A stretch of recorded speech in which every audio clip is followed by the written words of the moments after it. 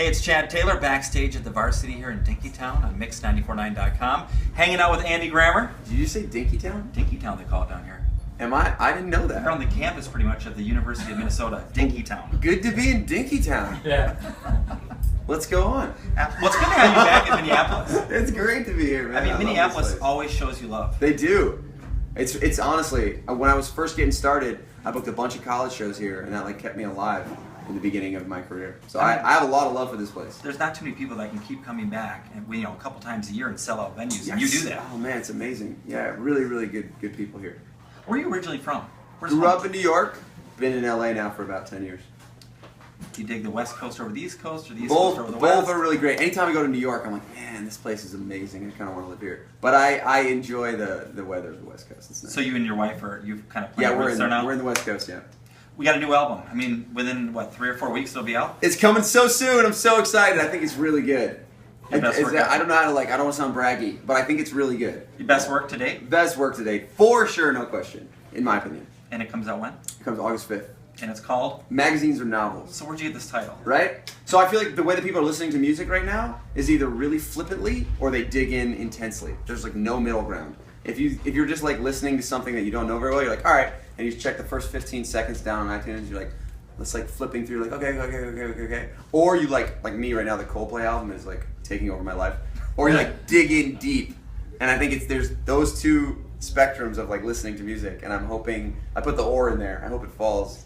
You need a little bit of both, something exciting that it gets you, but you also want some depth. So. Well, if the first single is any indication, Yeah, the album's yeah. going to do great. Back home, I was telling you, off camera, I was telling you, wow, just in like a week, the song really just crept up on us. I mean, we're at 25 spins So already. cool, man. Thank you so much. That's amazing. I'm really excited about that song. It's been really fun to play every night on this tour, especially.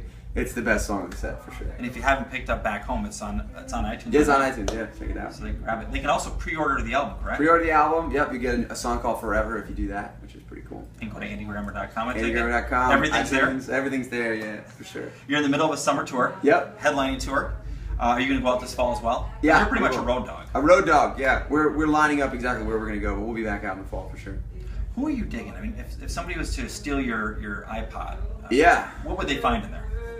Right now, you would find, like I said, man, that Coldplay album is killing me. The Macklemore stuff was big this past year. Drake stuff was really awesome. I was into some of the Lumineer stuff. Yeah, that kind You're of a stuff. pop guy. I'm a pop guy, yeah. A lot of the good, hopefully the good pop stuff, yeah. And it seems like you hang out with some really cool pop stars. And from what I've seen, you run around with Colby Calais and do shows with her. Yeah, she's with great. Train. Any collaborations in the future ever? Hopefully, Maybe? yeah. There wasn't any on this album, but I think what happened with this album was I wrote about 50 songs, and we were like kind of step back and look where we were at.